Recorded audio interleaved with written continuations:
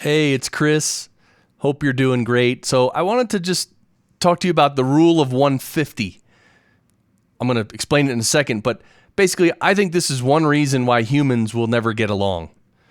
And I'm going to give you a second reason too, but let's go right to the rule of 150, which is here. It's actually from, so why the most effective groups are small, the rule of 150. And it was actually mentioned in the book, I'll highlight it here, The Tipping Point by Malcolm Gladwell, and which was a great book. Actually, I didn't finish. I almost finished it, but I got the whole gist of the book. But anyway, what is the rule of 150? What does it say about how we function and cooperate in large and small groups? The rule of 150 is a concept in sociology that says that social structures function best at or under 150 people. Groups bigger than 150 people tend to break into smaller groups in order to function.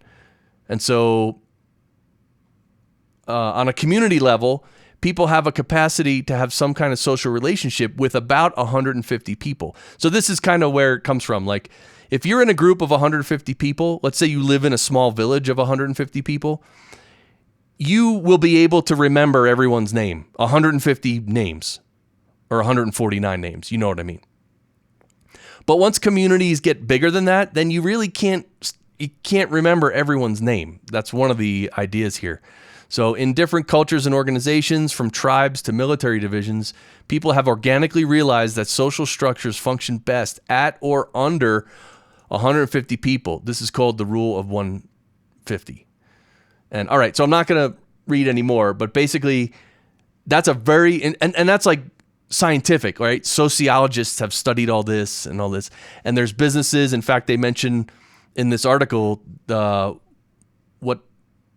what business was it? Gore. They make Gore-Tex fabric. I think the company's called Gore.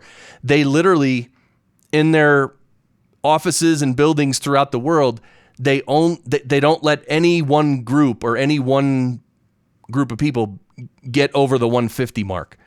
So, and they like company-wide, worldwide, they've implemented this, and they say it works really, really, really well. So how does this relate to the video?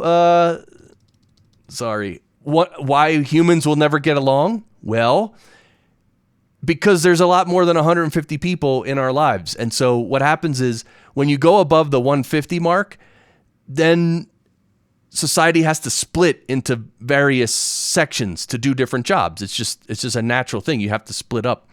And so then you don't know everybody. And then of course, if you don't know everybody, then it's easy to pretend like, oh, I'm the best, and those people over there that I don't really know, they're the worst. All the problems are their fault. I can blame them for everything because I don't know them.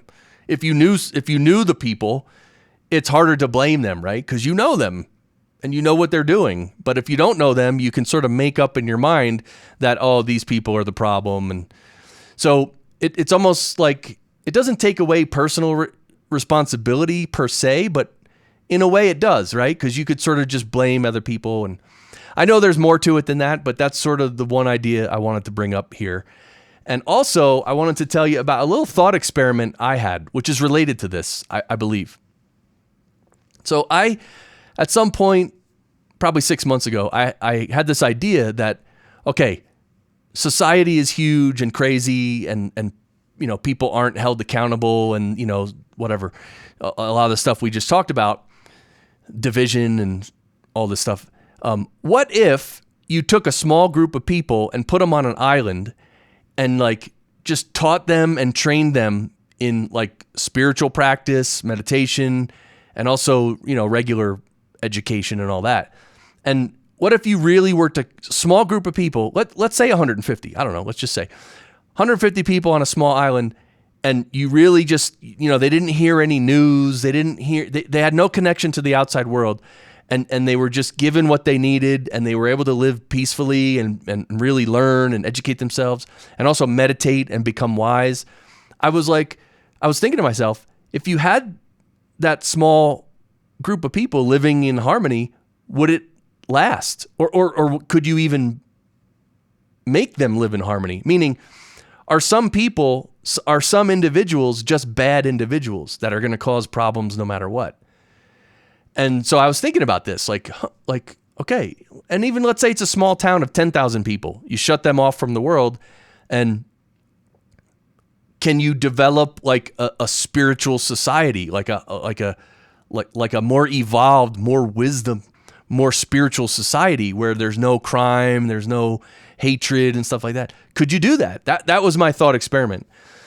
And I don't know, but I think what I thought of next was very interesting. This whole idea of karma and samskara, and obviously you're like reincarnation, right? Like you have to, if you do bad stuff in this lifetime, you're going to come back in another lifetime and you're going to suffer for it, right?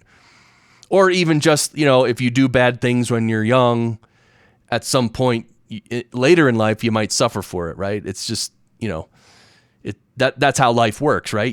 There are consequences, right? And you have to suffer or enjoy the consequences of your actions. And a lot of people, especially Eastern religions, believe in reincarnation. Even Christianity did before they took it out of the Bible, right? So reincarnation is all about, you have to deal with your past. You have to deal with your karma, your action from the past life.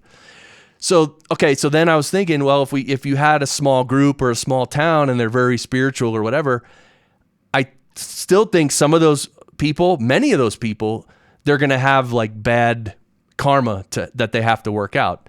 So I think there probably would be criminals and there would be, bad stuff, murders and all this stuff. I think there would be, just because people are born with a bunch of samskara that they have to act out, whether that's in our society currently or if that's in a special society that we set aside.